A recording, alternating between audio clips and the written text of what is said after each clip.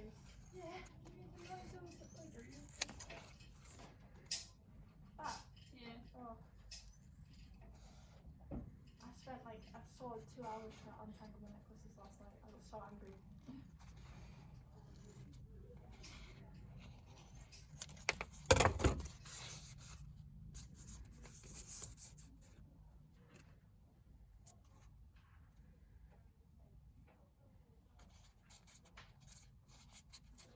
I think things have changed so much in the last like month. It's like Really. honestly.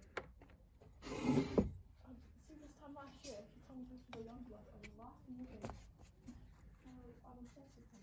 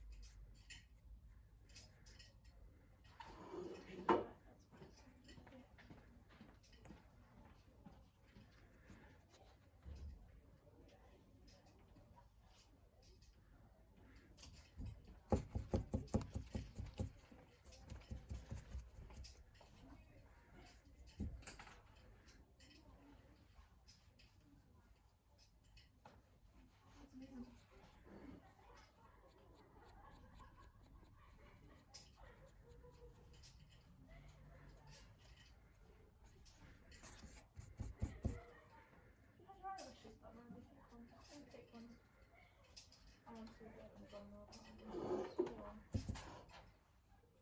I've had them done twice before.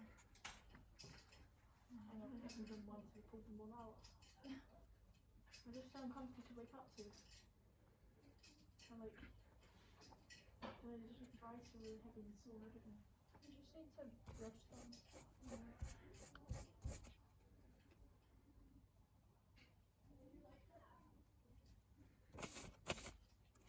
I thought that for the first like 2 weeks. I was supposed to get my eyelashes done, but then a couple of days before, see here. Actually, do you have to bring back a bit? So a gap in my eyelash. There's a little gap that's shorter than the rest of them. I think they're growing back and it's not completely bald now. Yeah. But I have to wait until they're done. Because my eyelash curler didn't rip them out, is it alright then? Yeah, I've never had that before.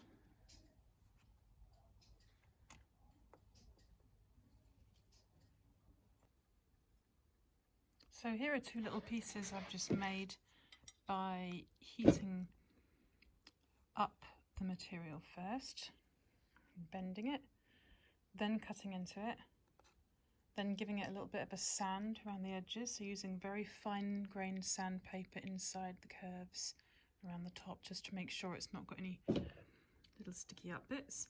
And then I've made another piece here because my intention is to attach this over here, so this is why I've made contrasting colours, really bright over the dark. Okay, the painting is very, very fiddly. You just have to kind of live with that. It's a very fiddly painting. You just have to maybe perhaps let certain bits dry before you touch them and then go ahead and continue painting the next bits. I've got these little marks on here because I was using a fork to hold the piece down while I was blasting it with the heat gun. Obviously not a great idea because now it's left little holes there, little marks. So I've got myself some little, these are not split peas, what are these? Lentils. And I'm just giving them a little bit of a paint. Again, so fiddly. You just have to come to terms with the fact that you've got to be so delicate. So I'm going to paint some of these silver and then attach them on to make it look like a bead or a decoration. Now we've got split peas as well, which are bigger these lentils are minute. They're like split in half, so they are like little tiny hemispheres, but they're minute. We've also got other little beans, mung beans and so on, that are more round, as in spherical, you know, which you could perhaps use. So this is me painting. So I got halfway through making this and I thought, you know, I really should film it, because otherwise I'm just going to have to film it again when I go home and do another little film for you. But you can see I've painted some of these. The orange does come through quite strong, so you might want to give it a few layers. And then, and normally when I make my videos, I've got my little phone holder, but I'm at school and I don't have my phone holder, it's at home, so I'm just doing this with like one hand. It's terrible filming, but it doesn't really matter, does it? It's just so you get the idea. So what I do now is get a little bit of my glue